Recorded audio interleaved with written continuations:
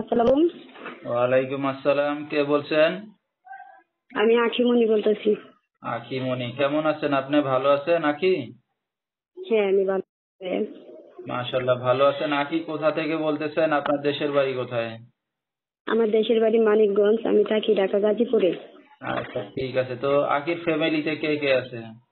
ফ্যামিলিতে শুধু আমার একটা বড় ভাই আছে আর আমি, আচ্ছা, আর আমার আম্মু। তো আখি কি করেন আপনি? আমি বাসা বাড়িতে কাজ করি, তো আচ্ছা, এইভাবেই আমি চলি আর কি। তো আখির বিয়ে শাদী হয়েছে কিনা? হ্যাঁ, বিয়ে শাদী হয়েছিল, স্বামীর সাথে সারাসারি হয়েছে। কতদিন একা এই আছেন আর আপনি? কি। হ্যাঁ, 2 বছর চলে। এখন আমার একটা বাচ্চা আছে, আমি বাচ্চারে নিয়ে আসি, খুব কষ্টে আচ্ছা, দিন কাটাতেছি।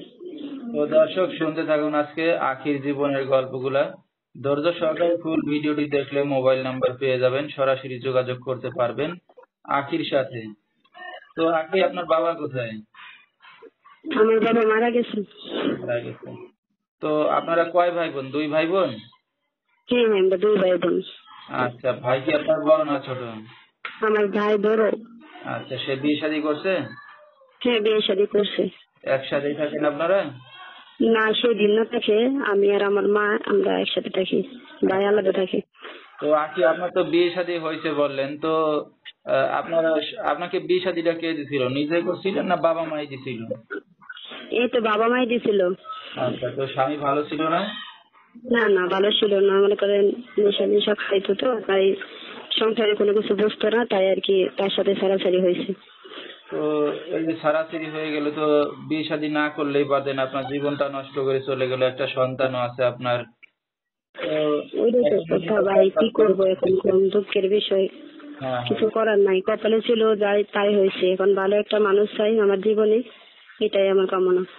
তো আপনার মা কি করে এখন আখি? আমার মাও বাসা বাড়িতে কাজ করে। আচ্ছা, মা মেয়ে দুজনেই কাজ বাজ করতেছেন। হ্যাঁ হ্যাঁ। তো এখন এই যে আপনি তো স্বামী ছাড়া আছেন গত 2 বছর বললেন, তো ভবিষ্যতে হুম। এখন কি চিন্তা ভাবনা আছে বর্তমানে আপনার? ভবিষ্যতে আমার চিন্তা ভাবনা যে আমি চাই আমার জীবনে একটা ভালো মানুষ আসুক, আমার দায় দায়িত্ব নিক, আমার পাশে থাকুক, আমিও তার পাশে থাকবো, তার কথা মতো চলবো, নামাজ কালাম পড়বো। সেরকম একটা ভালো একটা মানুষ চাই, যদি আল্লাহ পাক আমার মিলাই দেয়, তাহলে মনে করেন কি আমি তার সাথে বাকি জীবনটা কাটাবো, এরকম চিন্তা ভাবনা আমার আছে। কিভাবে যোগ করবো? আমাকে সিমে কল দিলে পাবে না, সে যদি আমাকে এই মতে কল দেয় তাহলে আমাকে পাবে, কারণ আমি বাসা বাড়িতে কাজ কাম করি, তাই আমি সিমে ফোন ধরতে পারবো না। আমাকে এই মতে কল দিলে আমি কাজ কাম সেরে আমি তার সাথে কথা বলতে পারবো। আচ্ছা, ঠিক আছে। তো নাম্বারটা আপনি বলতে পারবেন? না ভাই, নাম্বারটা আপনি দিয়ে দিন। আচ্ছা, ঠিক আছে। তো দর্শক, আমরা শুনতেছিলাম আখির জীবনের গল্পগুলা।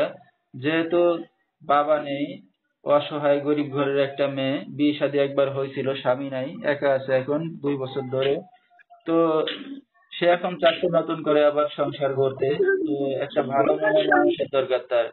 তো যদি তার পাশে দাঁড়াতে চান বা বিয়ে শাদী করতে চান, দায়িত্ব নিতে চান, সরাসরি এই নাম্বারে যোগাযোগ করলে আখিকে পেয়ে যাবেন।